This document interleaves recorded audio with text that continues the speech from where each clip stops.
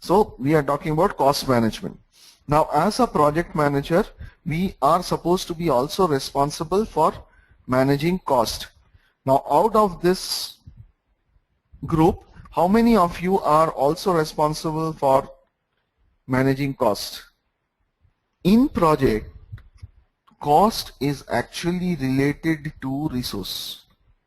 We will see why we manage costs, what is the characteristics of cost in a project, how do we plan cost management, how do we estimate cost, how do we determine budget, and how do we control cost. So what are the issues faced in projects? So cost of input and services change during the course of the project, leading to cost escalation. Now, so the first thing that we need to understand, what is the project cost? Now first of all, the project cost is all the cost of resources, whether it is man, material or labor. So in case of IT industry, we have our resources which are human beings. So each of the resource has their own CTC, has other expenses. So if it is on-site offshore, then they have their on-site components or per diem, etc. Now all those leads to cost incurred for a project. Other than that, we have also other costs, like we might need the people to travel up and down. So traveling up and down will also need the travel, airfare, visa, all those things, staying, all those which requires expenses which are cost to the project.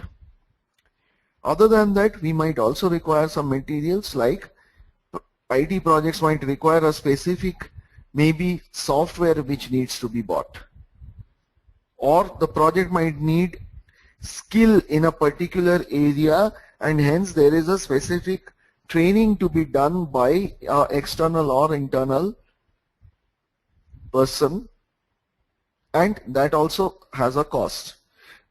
Other than that, there are also cost of management which are there from the organization point of view.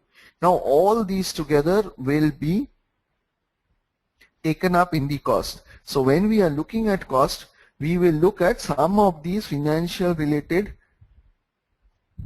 concepts we need to know and we need to understand for our exams. So cost estimation is difficult since there are many factors that influence the cost of a project, and not all of them are under the project's direct control. So delays in project execution increases the chance of cost escalation. Say for example, if you are creating a bridge. Now when you are creating a bridge, there is a lot of requirement from the customer side to do certain things in particular manner, and there we will find that there will be change requests. Now those change requests also will add to the cost, but only after it gets approved. In terms of escalation, suppose we are building a bridge. Now when we are building a bridge, there is various raw materials. Now one raw material may be steel, another may be cement. Now steel and cement, we all know that the price increases every year. Now if a bridge is to be built, and if you are living in a place like Calcutta where it took 20 years to build one bridge over the river Ganges, so you can understand the amount of cost escalation which has happened to the cost just for the sake of, because of the cost of the steel that is required to build the bridge.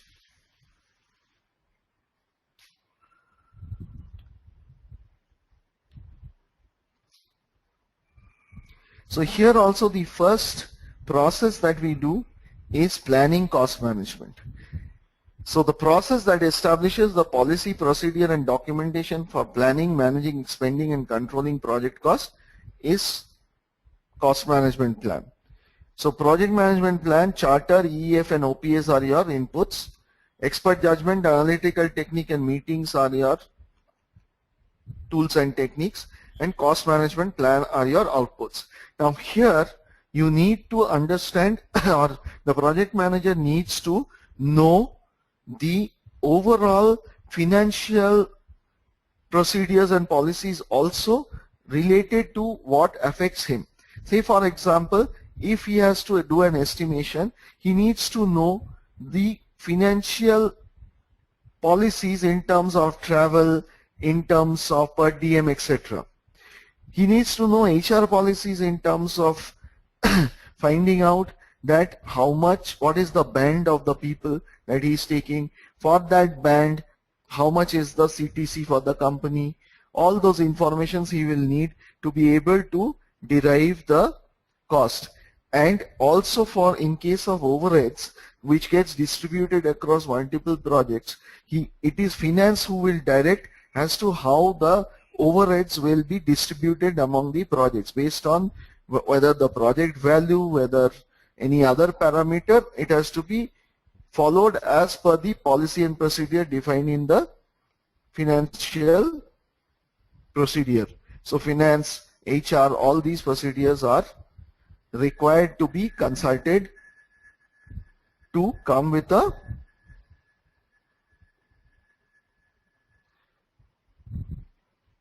project cost.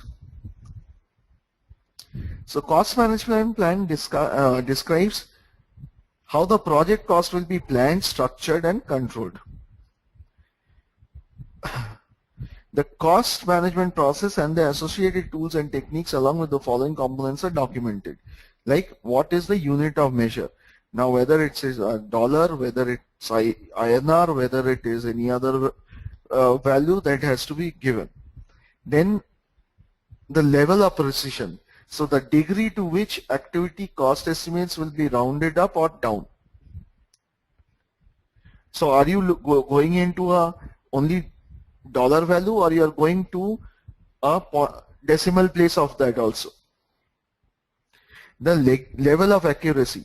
So what is the acceptable range of accuracy that is acceptable? Like plus 5%, minus 5%, or plus 10%, minus 5%, all those kind of which needs to be defined. Now again, these are values which is guided by the finance procedure. And amount for contingency. How much of money should be kept for contingency? We will discuss about contingency a little bit later. So once the schedule is done, the next activity based on the plan is to estimate the cost. So our starting point for cost estimate is the schedule with the proper resources allocated. So the process of developing an approximation of the monetary resources needed to complete the project activities. We need to also understand that it is not only the total project cost. We also need to understand when how much of money is required. Now when a project starts, if the project costs say 5 crores or 5,000 crores, it is not that at the beginning of the project itself the whole set of money is given to the project manager. He keeps it in his safe and keeps giving it out.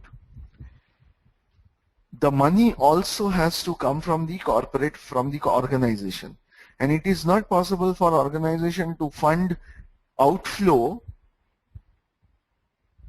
if it is not planned properly. So hence the finance department needs to know when how much of money is required for expense, as well as when how much of money is expected to be received from the client based on the deliverables. So we need to help in creating the fund flow statement for the project.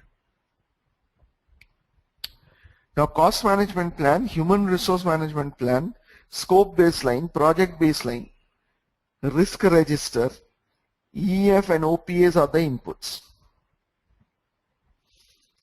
Expert judgment, analogous estimation, parametric estimation, bottom-up estimation, 3-point estimate, reserve analysis, cost of quality, project management software, vendor bid analysis, group decision making techniques. All these are tools and techniques. And output is activity cost estimate and basis of estimate and project document updates. So we need not only to give the estimate, we also need to document that what was the basis for this estimation, so that later on if anybody is looking back, will be able to understand for what reason and how you have arrived at that figure.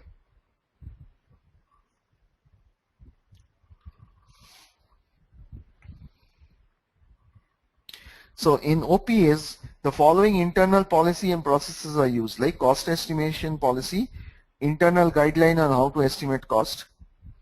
Like somebody might say that we will use analogous, we will use parametric, we will use bottom up, all these are mentioned in the documents. Cost estimating templates, there may be cost estimation templates. Most probably many of you use that.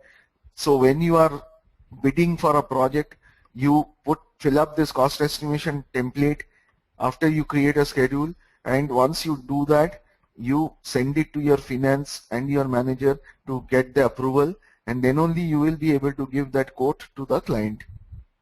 Do you do that?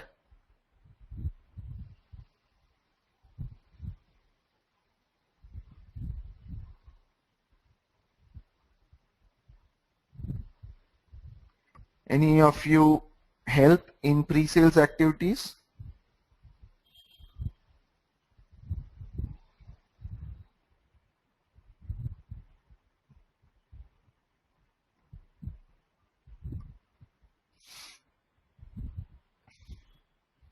Okay. Now historical information and project files of similar projects are your OPS. Project scope baseline. The project scope statement along with WBS and WBS enables the eliminator to come up with the cost estimate. Human resource plan is one of the key resource. So key resources are always on demand and have to be allocated and deallocated. Risk register. See, risk has a strong influence on the cost, because if the risk is high, you define what is the impact of the risk, and you also define what is your risk response plan. For the response also there is some kind of a cost involved. So all those are all added as contingencies, which is called contingency reserve, which is for known unknown. That means where you have already identified that there is some risk. Say for example, there is a risk while building the bridge that we will have a monsoon in between, so there will be a delay of 3 months. So that is a risk. Now that risk may have some effect on the project itself in terms of cost due to the delay, and it can also have effect in terms of what we are planning to do to mitigate that risk. So that also is defined and adds to the cost. So these type of costs for known unknowns are stored in something called a contingency reserve. Remember the terminology, it is called contingency reserve.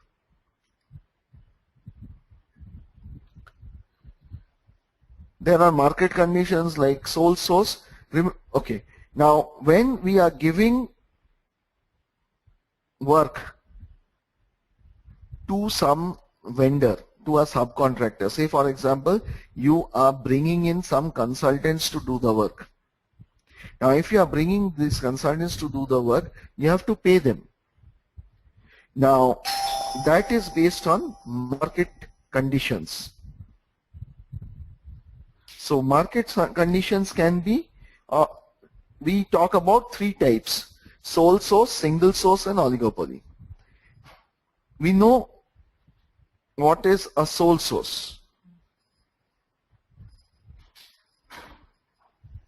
Anyone knows what is a sole source?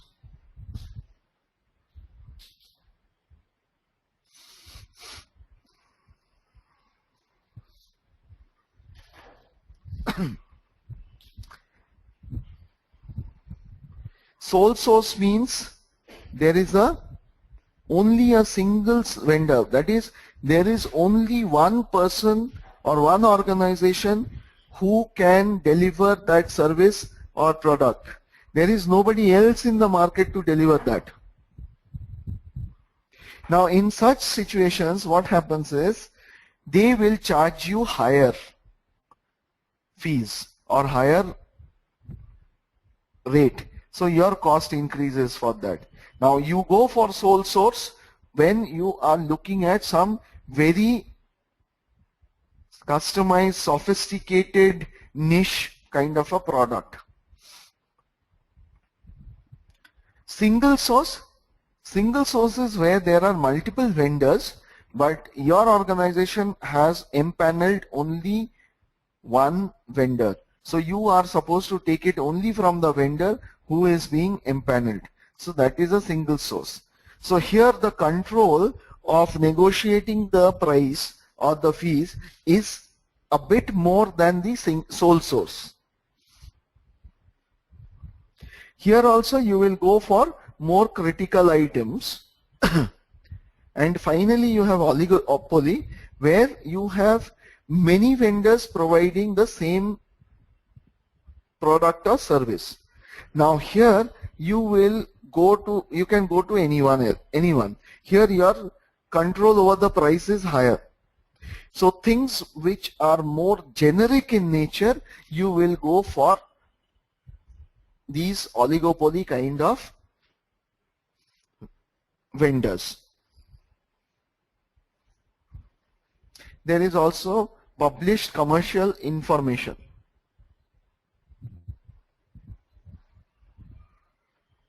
On all of these different sources of service, rates, etc., which can be also used to refer. Now we have to understand certain financial concepts like type of project expenses. So there are direct cost, indirect cost, there are variable cost and fixed cost. So what is direct cost and what is indirect cost?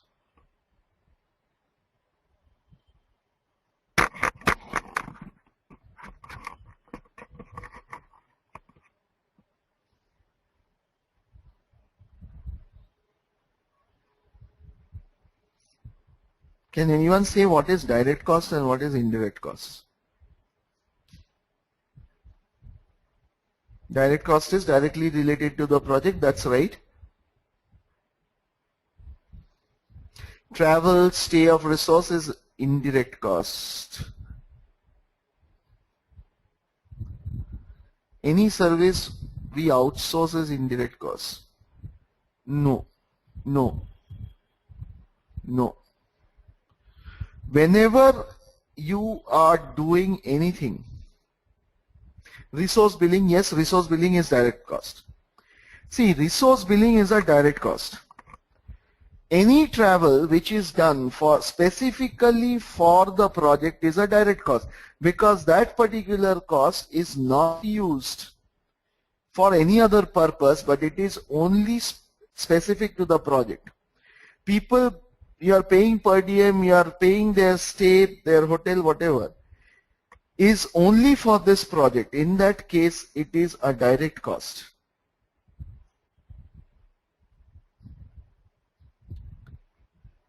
Indirect cost is something else.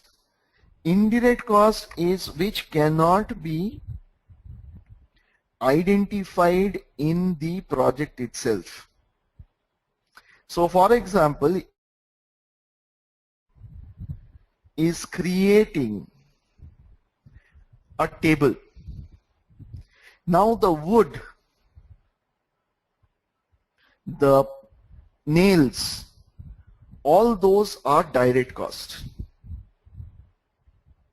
But the fees for the carpenter is an indirect cost, because you cannot identify the fees of the carpenter in the product that is being created. Now here it is a bit dicey or difficult to understand in an IT project, because for IT project the resource cost itself is a direct cost. But indirect costs are costs like overheads. Like the company has an overhead, like say for example, people are working in the organization.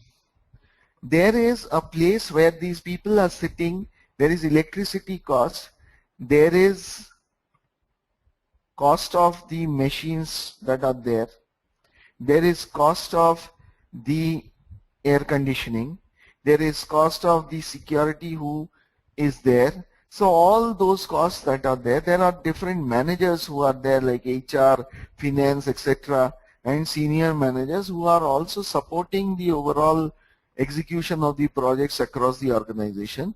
Now those are also costs which needs to be apportioned against all the projects that are running. Those are indirect costs in case of an IT project. Infrastructure is an indirect cost if it is shared.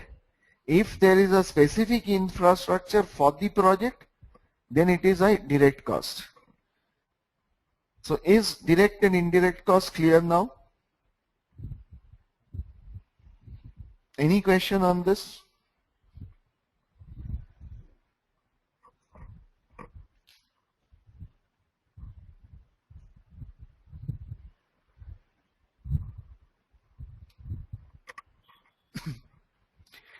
Okay, the next thing that we need to understand is the variable cost. Okay, there is a question. Road to a project site is a direct cost. Road to head office is an indirect cost. What do you mean by road? You are saying that the cost of travel, construction, okay, constructing a road to the project site and constructing the road to the head office. Okay, in your example I can say it is right because the project site has nothing to do with the head office. Now head office is going to be used for all projects, for controlling or managing all projects. So if you have to create a road or construct a road to that office, yes, obviously that is not a direct cost. That is one overhead which can be shared by multiple projects, which will be a overhead indirect cost. Anybody else? Any other questions?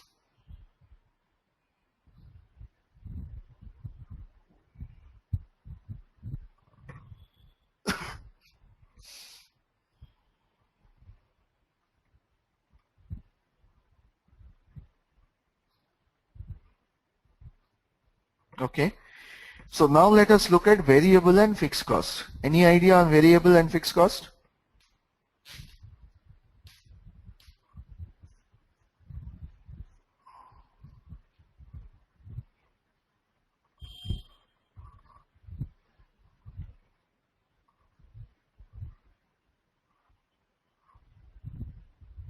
Variable means the cost which varies as per the project requirement, changes with the amount. Of variable is equal to keeps changing.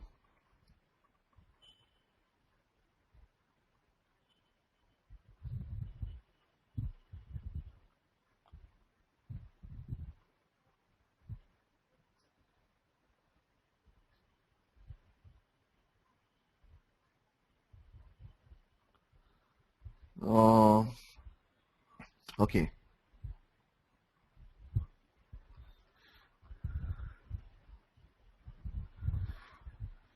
Fixed and variable cost. Okay.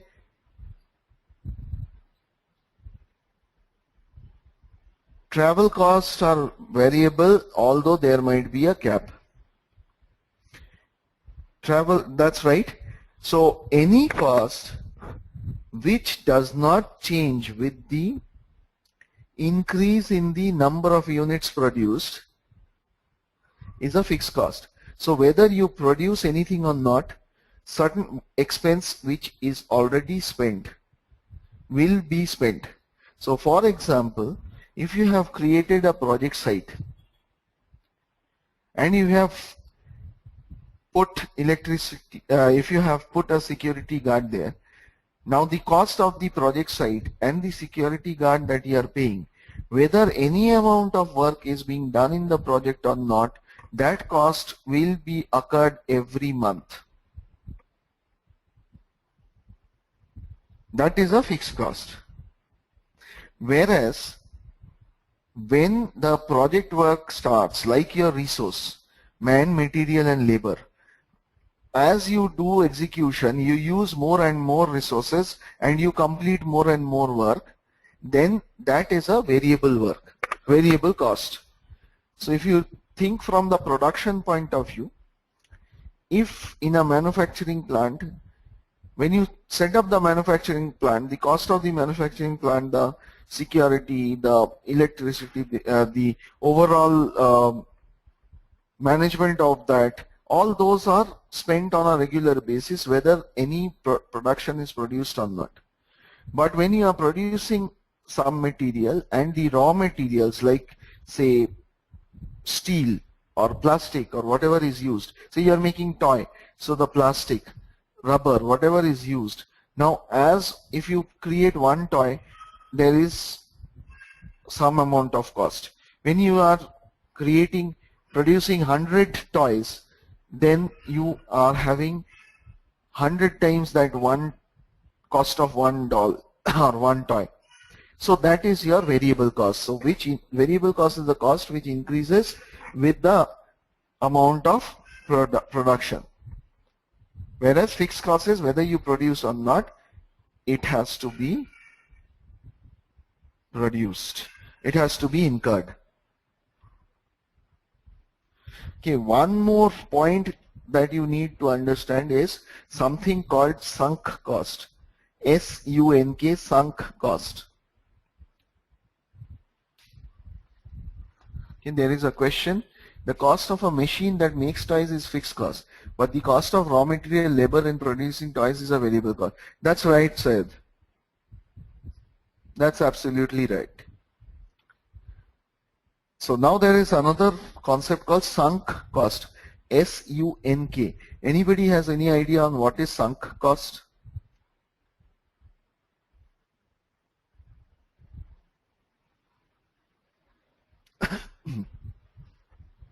Lost amount? Yes, it's right to some extent. So sunk cost means sometimes you will hear that your managers are saying that we have spent so much of money, so much of effort on this particular project, and we will definitely have a success.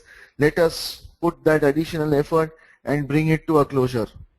But sometimes you will find that misunderstanding between client and your organization, and there is no way whatever amount of further effort that you put that you will be able to close the project. So it makes sense for the organization to pull out of the project. There is a saying called don't cry over spilled milk. It is like that. So you should not cry over spilled milk and put in more effort and more cost on a project which will not give you the return. So if your amount of effort which is required further to be able to complete the project is much more than what you will get out of the project, it is better to close the project. Now that's a decision which project manager himself cannot take.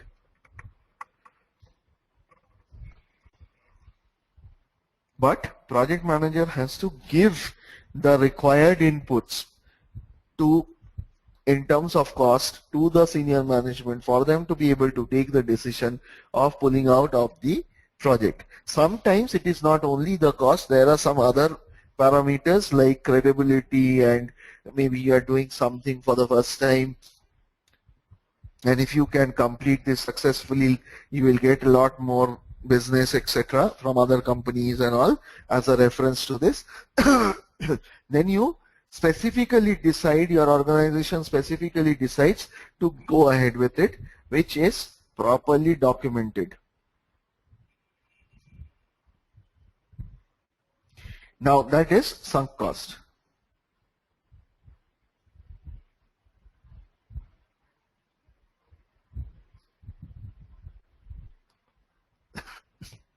Now coming to these three estimates, levels of accuracy.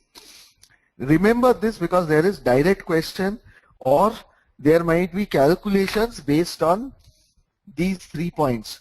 So if anybody says that you calculate based on the rough order of magnitude, that means there is a tolerance limit of minus 25% to plus 75%. There is a budget estimate. This is that early stage planning where you have minus 10% to 25% variance.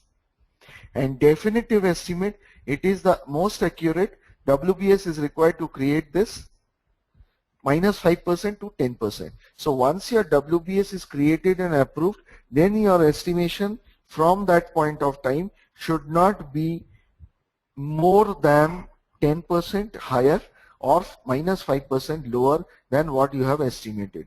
So these are the acceptable levels of estimation accuracy at different points of time.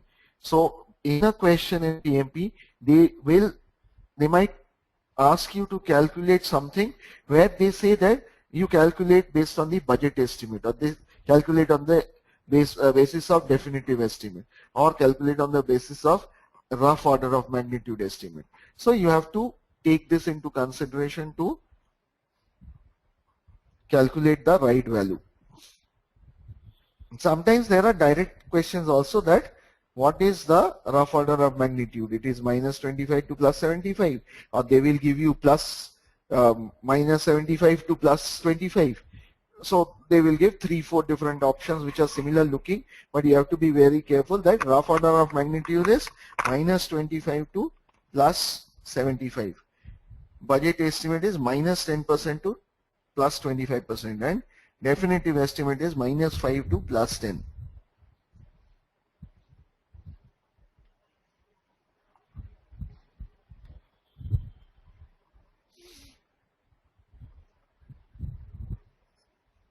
Analogous estimation. Now this is a technique that is used to which uses analogy to arrive at an estimate, which we have already seen here. For like we have seen estimation of time, estimation of cost can also be done based on the previous information that we did a similar project or we wrote a similar program, so that costed us this much, or we got this kind of a resource and that resource costed this much, so this resource will also cost this much. Parametric estimation again is analogous plus some formula. So we can say that in our previous project we have spent 1000 rupees for every cubic meter of excavation. So now here also we will do the same kind of excavation. So we can safely say that we will use 1000 rupees per cubic meter to be our excavation rate, or we spent 2 rupees 50 paisa for painting per square feet of wall. Now we will use the same 250 for painting per square feet of wall, or maybe we will add that, okay, that was 1 year back, so there is an inflation, so we will add 10% more. That is your parametric estimation. Bottom-up estimation, again, as it says, that you will go to the lowest level of activity. For each activity, for each resource, you will calculate the cost based on the resource rate. You can use a project management software, or if you are outsourcing that work to some other vendor, then you will do a vendor bid analysis, which means that you will do some kind of a procurement activity where the vendors, multiple vendors will submit their bids and you will choose a particular bid. We will look at the details of this process in the procurement knowledge area. At this point we are just saying that whatever the vendors have bidded and the vendor who has been chosen, his bid is the cost for your project. Then you have reserve analysis to provide for contingencies where risk is involved. And as I said, that contingency reserve is for known unknowns. And then there is something called cost of quality. Now cost of quality is incurred to prevent defects.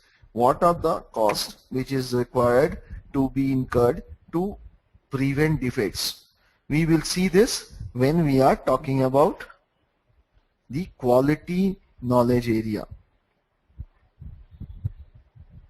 So any questions so far?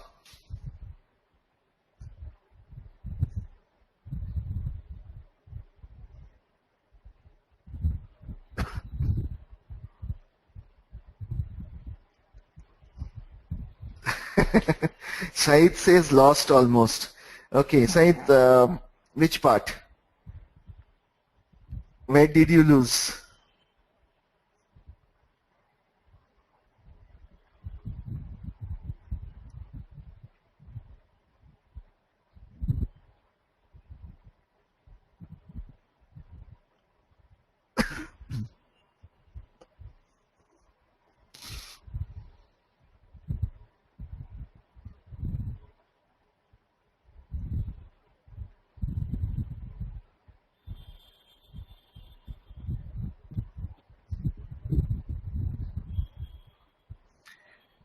Yes, any questions? Which part you want me to repeat?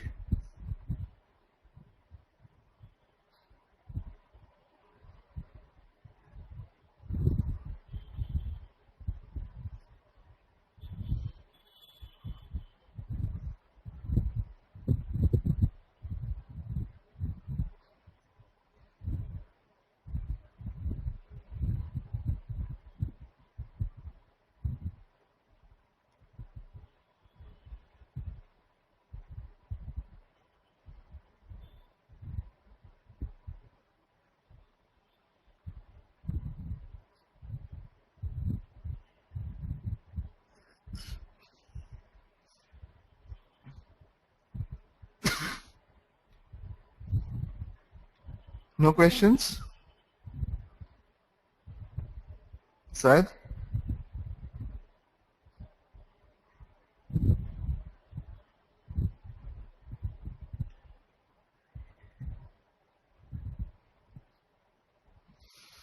And what are the outputs? Activity cost estimate, that is the quantitative assessment of likely cost of resource that are needed to complete the assigned task. The basis of estimate, we have to keep the justifications, and the project document update in terms of if the estimation activity resulted in any approved change request to the cost management plan.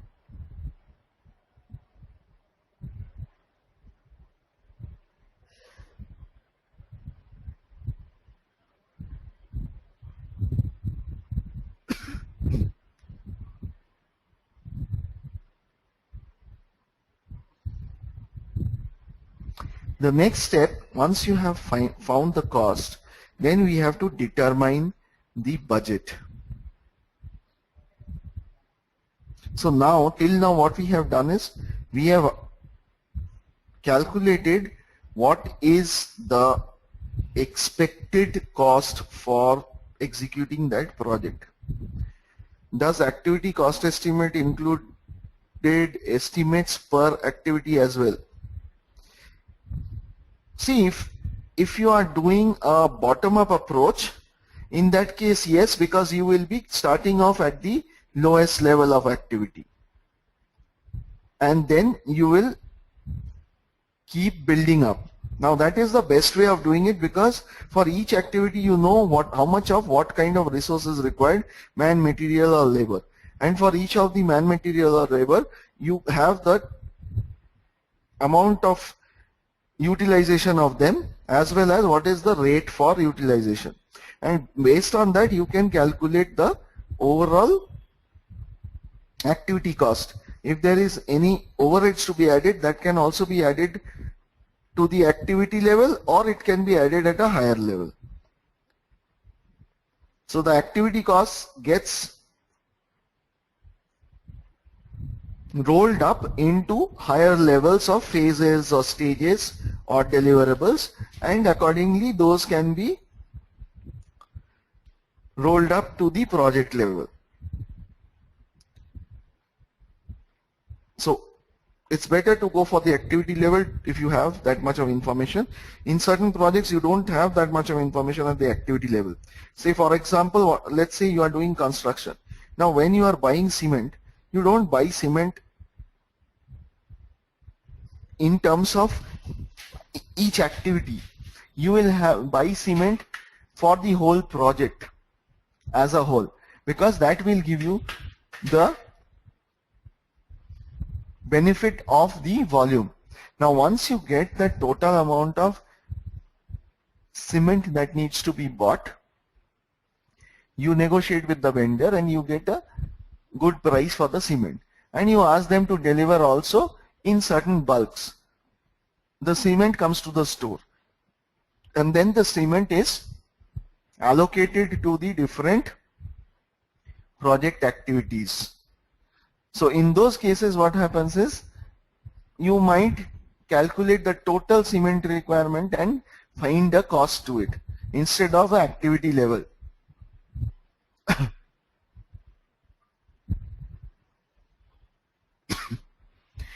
So the process of aggregating the estimated cost of individual activities or work packages to establish an authorized cost baseline is determining budget, and finance has to approve that budget.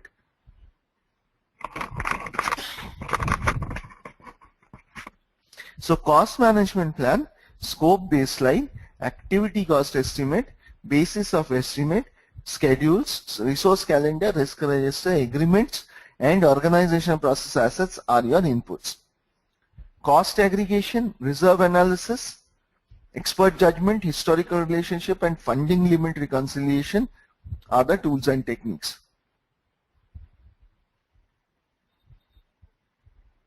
Another question, one more query, in future value of material may change. How are that determined at present? What do you mean by value of material may change in future?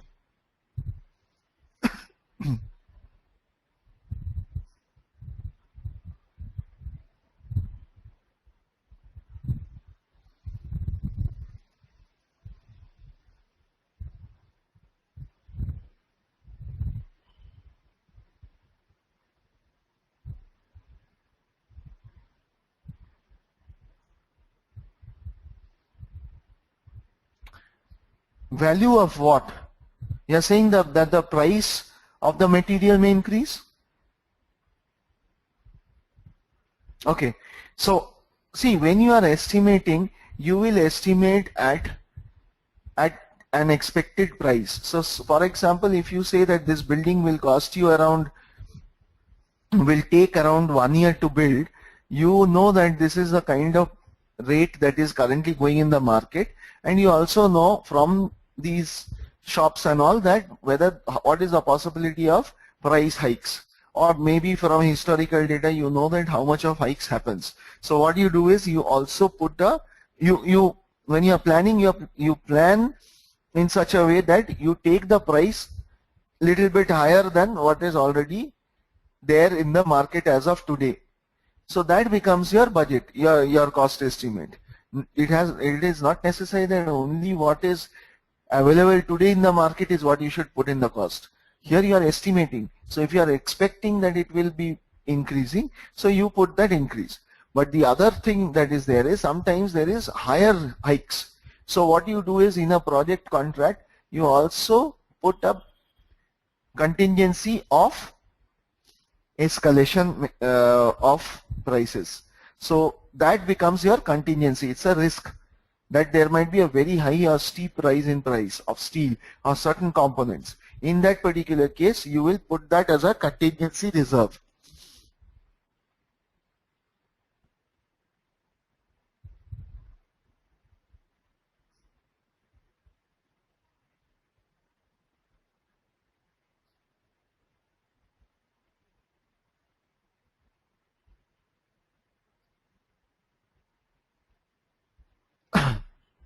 Okay, so the outputs of determined budget is cost performance baseline, project funding requirement, and project document update. Now what is funding limit reconciliation?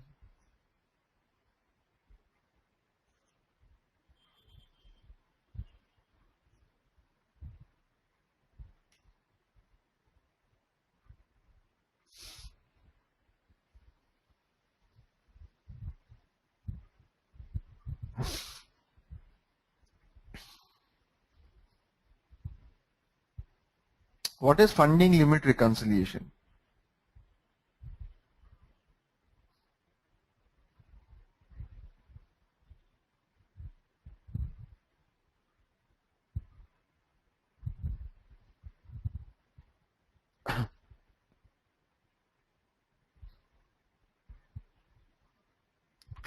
Somebody says that the limit imposed by customer. No, reconciling variance in budget with baseline.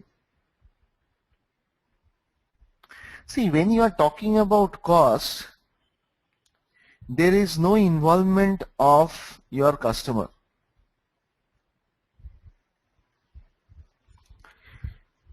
You are doing the work. Who is going to pay for the cost?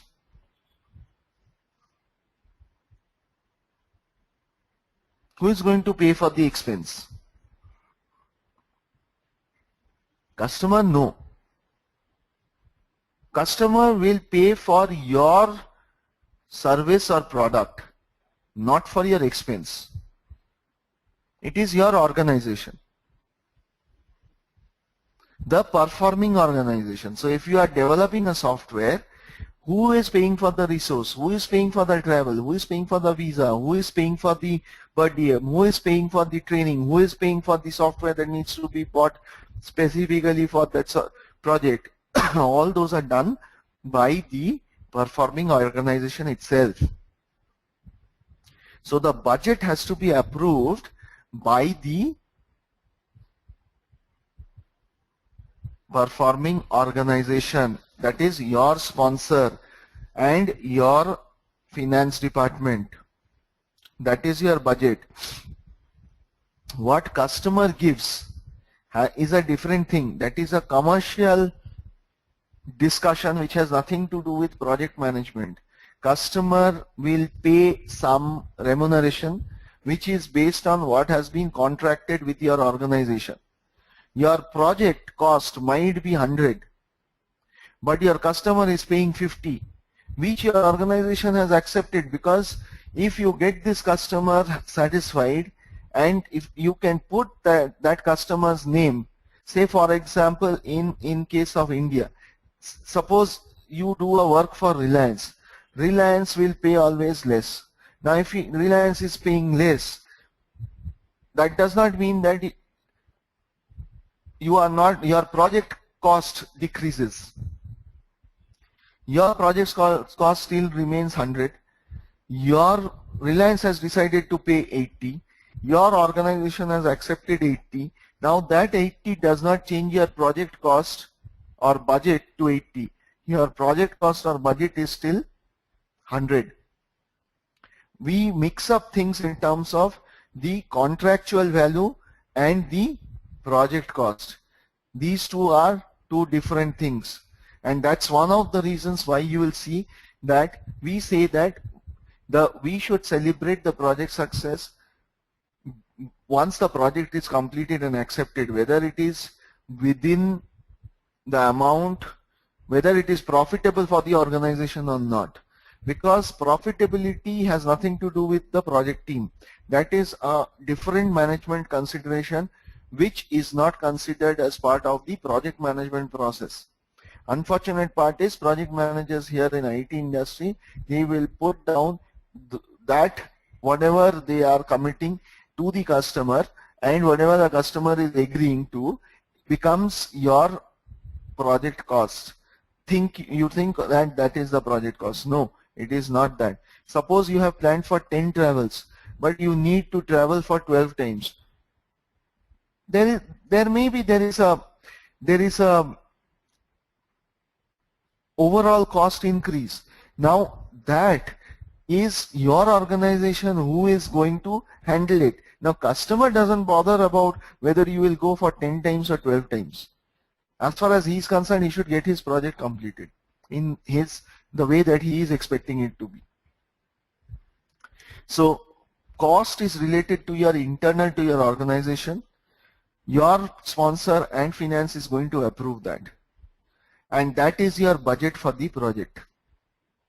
Now funding limit reconciliation is also related to your finance, as I had mentioned in the previous slide itself, that when you are creating a project deliverables, you are creating a fund inflow of fund statement. That means when should the your organization expect money coming to the organization from your project. So after your deliverables, which is a contractual deliverable, you can raise an invoice, and with that invoice you will get the money. So you know that when the project manager knows that when the respective deliverables will be ready and delivered. So accordingly, you know that if it takes 1 month from that time for the invoice to be raised and the money to be received from the client, so finance knows that in another 1 month from those delivery dates is when he will get the money coming. So that is your fund inflow. So that is one. But the other part is, you also as a project manager know that what resource is required when. So when you say that I need 2 resources for the first 2 months, I need 5 resources for the next 5 months, I need 1 month where I need around 10 resources, then gradually the resource is coming down. So your resource availability chart or the resource requirement chart that you create will give you the idea of when, how much of expenses to be done on behalf of the resource. Now you can do that for man, material and machine. So based on that, what you do is you create a fund outflow chart. That is how much of money that will go out of the company at that point of time. So if you have planned for travel, 10 travels, over where there is 1 travel in the first month, there is 1 more travel in the second month, then there is 5 travels in the third month, third month, and then there is another 2 travels in the 7th and 8th month. So then you know when money is required to buy those tickets, visas, etc., and stay per diem and all. So accordingly, finance will plan their fund flow statement, and they may have certain limitations as to what is the maximum amount of money that can be funded or that can be paid in a particular month. Now in bigger projects like let's say for example, your organization, let's say April is the month when the appraisals are done, and let's say by July is when your appraisal gets completed and you get your new salary based on the appraisal, which also gives you the arrears from April till June. Now that is a month where the company has a very high outflow of money, because there is a huge amount of arrear money which needs to be paid in the month of June. Now generally the organization will like to keep project related expenses to the minimum during those months, because they don't want to go out of their current cash reserve, and I mean the current cash which is there, working capital. They don't want to finish that off and go into the reserve to take out money. So they will set up certain limitations saying that in this month you can ask for this much of expenses, this month you can have this much more of expenses. So they will put some funding limits of how much of fund can be released, and accordingly you have to see that how you plan your expenses in terms of travel, in terms of vendor payment. So vendors, if you are using a vendor, a consultant, a team of consultants from outside, if you are using those kind of people, you will need to see that when their deliverables are due, so that it does not create a problem for the funding limitation that has been set by your finance department. So you need to reconcile those two and make sure that you are getting the resource, the materials, man, material, machine in the right time, in the right amount, without affecting the project for the delays,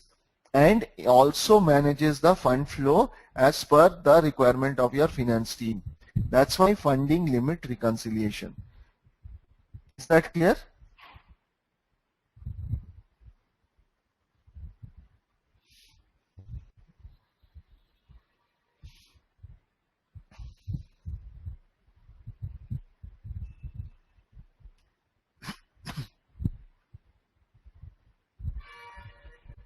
Any question on this?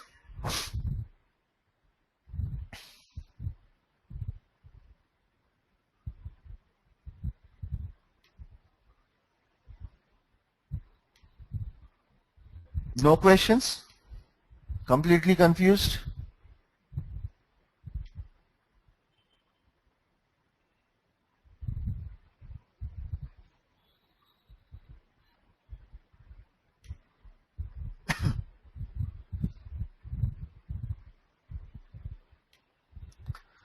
Okay, good.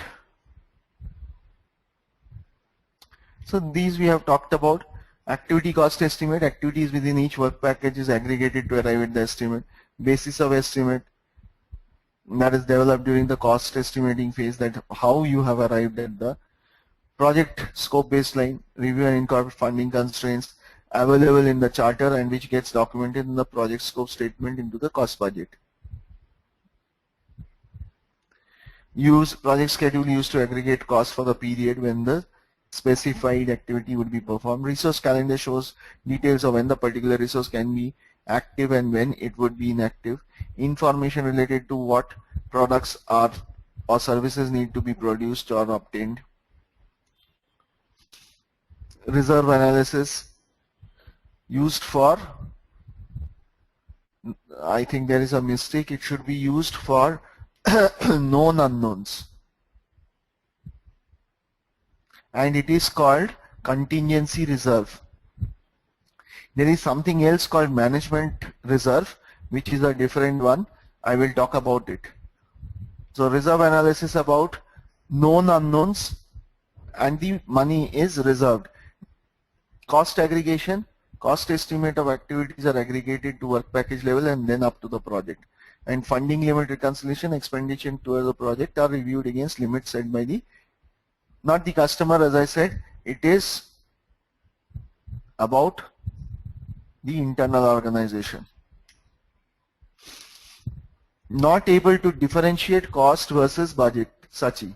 Okay, so cost is your expectation of how much is going to be spent on each of those activities, resources, materials, etc., which totally is accumulated and rolled up to the total expected cost of the project.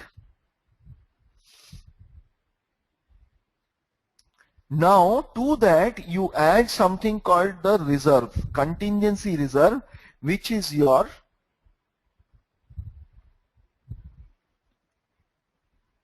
money that you expect may be spent if there are certain risks which you have already identified. So these are for known unknowns.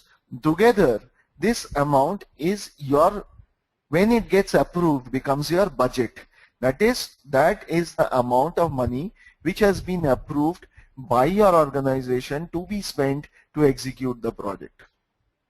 So as a project manager, now you have that much of money to be spent over that period of time to deliver your product or service.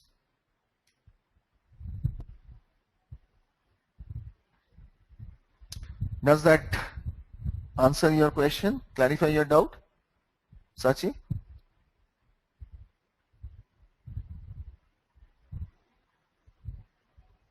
Okay. Cost baseline. A time-phased budget used for monitoring and controlling projects. So whatever this budget that you get, you baseline that budget and that becomes your cost baseline. Project funding requirements, I have already explained. and project document updates. Now see this diagram, it will help you to understand the concept better. So you have the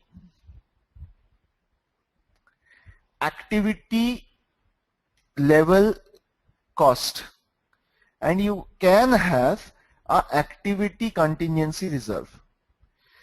The summation of all the activities will come to work package cost and the work package contingency reserve. When I say contingency reserve, I have always said that these are for the known unknowns. That is for the risks which you have already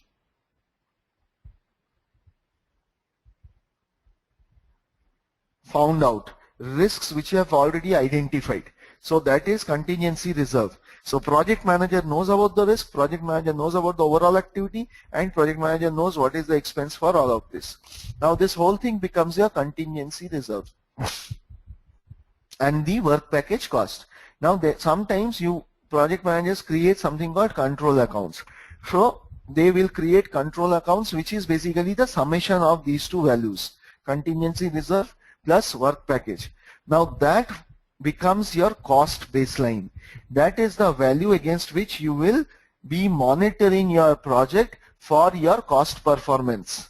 So you had your schedule performance monitoring based on the schedule variance, which schedule baseline, which was created earlier.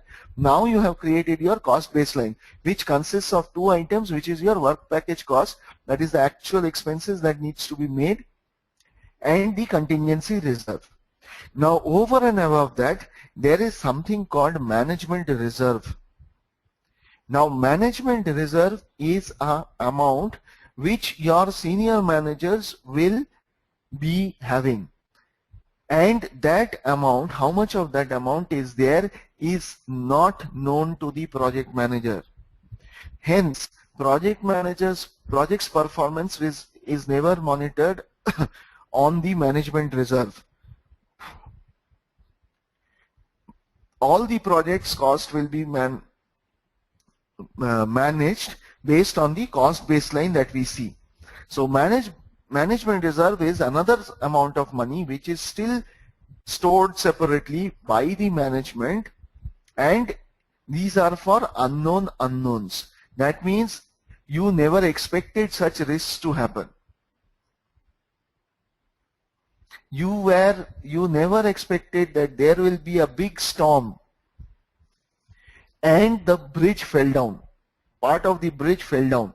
So it has to be reworked. So that rework cost gets added. Now where will you get that additional amount of money from? So that you get from a management reserve. So project manager has to specifically ask for this money, and then they will get it. So remember this concept, because there is question on understanding of contingency reserve and management reserve. So contingency reserve is part of the cost baseline. It is for known unknowns, that is for identified risks. Management reserve is not known to the project manager, and hence project manager does not use that much of that amount in his variance calculation. He uses only up to the cost baseline. Now cost baseline plus management reserve together is known as project budget, which is known by the senior manager and by your finance.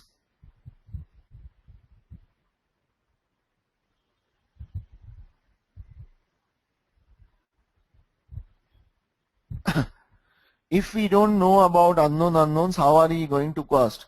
Is it in the form of some percentage? Yes. As I said, Syed, management reserve is not a responsibility of project manager. Management reserve is not something which project manager knows. Project manager does not even calculate that management reserve. Project manager calculates up to this cost baseline. Based up on top of that, depending on the project and experience, senior managers will put another percentage of value to that, say let's say 25%, and will put that as the project budget.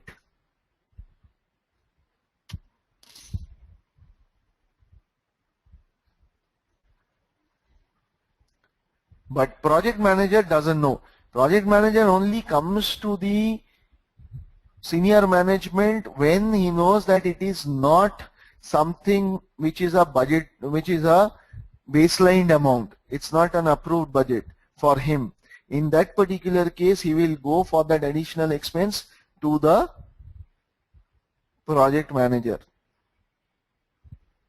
Suppose there is a risk that your most critical resource will leave. If your most critical resource will leave, you don't know about it. So that is not a known unknown. But suddenly he decides and he quits. Now you need to get another resource. That will have its own time and cost to bring, and that cost might be higher. So it might have more cost impact on the project. That is something which you will get from the management reserve. Is this diagram clear? Because this is important. There's questions on management reserve and contingency reserve. So project manager knows only about contingency reserve for known unknowns. Management reserve is not known to the project manager. It is for unknown unknowns. So now if you see, you have the budget at completion, which is your cost baseline. Then you have the project budget, this dotted line, which is basically your budget at completion plus management reserve. And then here it shows the funding requirements, which is like a step, because it is not given in one shot. It is given in different stages. So you have expenditures, you have the cost baseline, you have the budget at completion, you have the project budget, you have the management reserve. So how do you control cost? Comparing actual cost with cost baseline, influencing factors that impact cost baseline, and managing changes efficiently, thereby controlling cost. So control, for any control, we have always seen that control cost is always with respect to a baseline and the variance of the baseline with the actuals. So it is the process of monitoring the status of the project to update the project cost and managing changes to the cost baseline. So your project management plan, funding requirements, work performance data, and OPS. Tools and techniques that you use here is earned value management, forecasting, 2 complete performance index, performance reviews, project management software, and reserve analysis. Reserve analysis is basically to see how much of the contingency reserve has been eaten up and how much of progress has happened. Compare that and see how you are faring. Same thing happens with if there is any management reserve, how much has been taken up and how much of project work has been complete. So you do the analysis and see that whether it is possible. So output is work performance information, cost forecast, change request, project management plan update, document updates, and OPA updates.